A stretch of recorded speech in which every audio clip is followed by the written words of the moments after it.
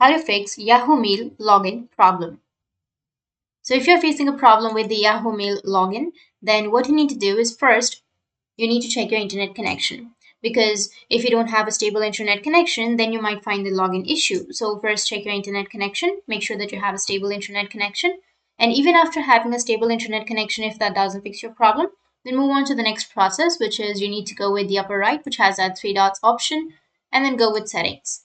And here make sure to click on privacy and security.